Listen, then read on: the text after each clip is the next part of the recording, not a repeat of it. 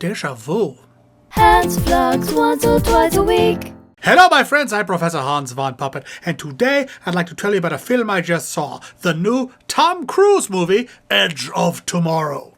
Now, don't let the title fool you. This is not, in fact, a soap opera from the 1970s. No, in fact, it's a very intense sci-fi thriller, a winning combination of Starship Troopers and Groundhog Day.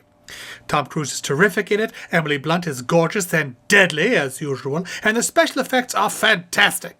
I saw it at the Chinese Theater in 3D IMAX at a special advanced screening put on by my good buddy Chris Hardwick and Nerdist Industries. Yeah, I know people. My friends, this is an interesting era for movies that we are living in. Apparently, with the current level of special effects, we can create any world with any amount of complexity and have it come out completely realistically. Now the challenge, as I suppose it is in all films, is to make a story about something compelling and interesting. And in my opinion, Edge of Tomorrow completely succeeds on this front.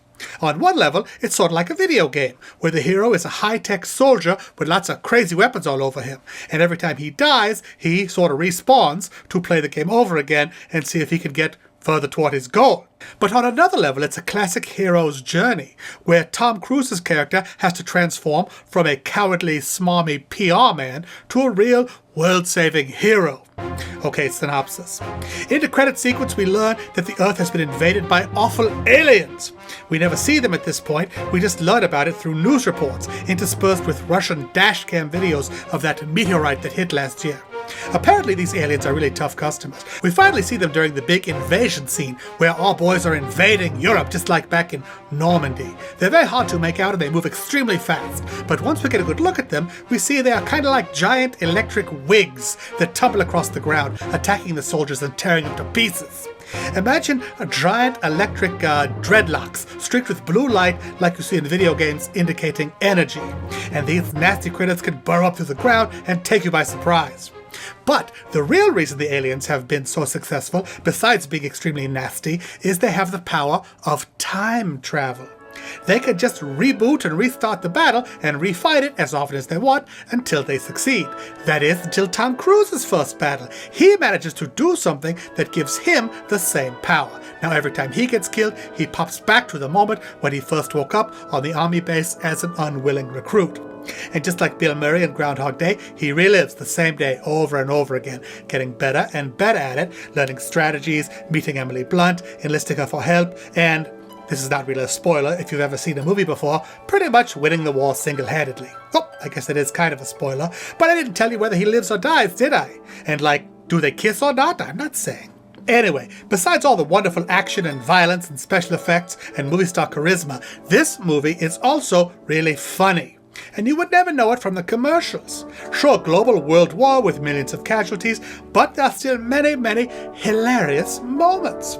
I can't recommend this movie highly enough. I loved it. And one thing that makes it very exciting to me is it's a giant summer blockbuster that is actually original intellectual property, known in Hollywood as IP.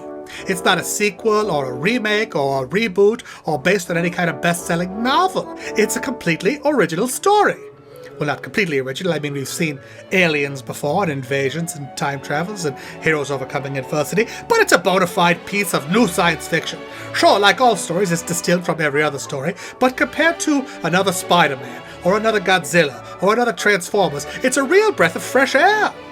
I guess we'll see this weekend whether it unseats Maleficent, X-Men, and Godzilla at the box office.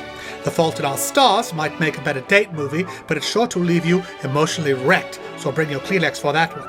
Edge of Tomorrow, on the other hand, is a damn satisfying good time. And be sure to stick around after the credits. That's when Tom Cruise comes out and talks with Chris Hardwick. Though come to think of it, that might have been a one-time deal. Oh yeah, we sang the thing. And then you made Bill Paxton do lines from Weird Science, which was amazing. That was a lot of fun. Is the sound still on, or is that? Yeah, I think the sound. Can we just turn the movie? Can we just turn the volume of the film down? Oh, wait, perfect. There we go. Perfect. Gosh, I couldn't hear myself. Hey, y'all. There we go.